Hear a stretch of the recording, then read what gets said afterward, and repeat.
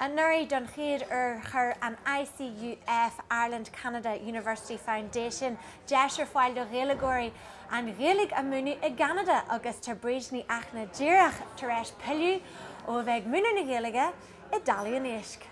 Bríd, gur míle maigad a bheith loirslin aniu. Na habarai. So díreach arás bhil tú sásta bheith arás an éireann na bliain ní mí caithú i dTalamh an Éisc? Well, tá si go deas bheith arás agus gatainna eáil agus cinál catch bheith gomsa le gacrad a bhí ag tarliú an seo agus méirtiúil ag leis an nuair a bhí mé gurí fanatán.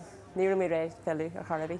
Caithí go raibh sé galanta sin mar sin me tú gurí fanachtain? Bhí sé galanta, tá sé dtír cosa le condí eile in éireann nach bhfuil mar chuid den tíir seo agus just a leanaí ar an tíú eile genarig agus tá sé mar chuid de Ceanada inis, but tá sé dtír cosa le hÉirinn, tá muintear na háite sin cosa le hÉirinn, bhí sé cosa le baile as baile dúsa, so bhí mé lánsáasta bheann.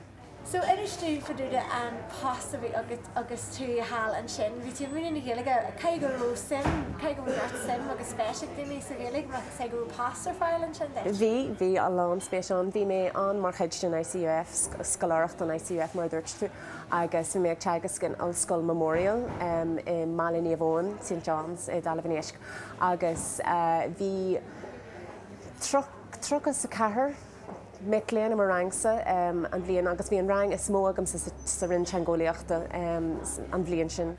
Agus ina sin rud bag faúda dTalamh an Éisc, cé mar tá sé mar Éirinn? Well, tá hart ar labhairt daoine ina gcónaí ar an Éirinn héan. Bhí mise I mo chonaí Bríd Ní Fhachna mar dúirt mé agus sin cinál ar peninsula dar bhainnim na Avalon Peninsula. Agus is sé sin an cid is éireannaí don Éirinn héan. Tá an tileán dTalamh an Éisc tá sé ar chomhéid beidir éireann ach níl an bhéid sin daoine ina gcónaí ar an Éirinn, so tá sé I bhfad níos ar gúlta. Agus an bheithíon chóirle agat déon duine bheith spéis acu cursa ICUF nó Fulbright a dhéanamh?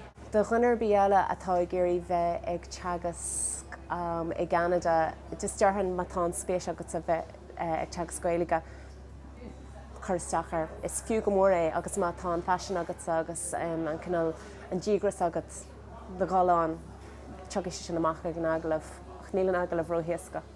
Well, Bríd, gur míle maigad a bheith loirslin aniu. Tá fáil trúa.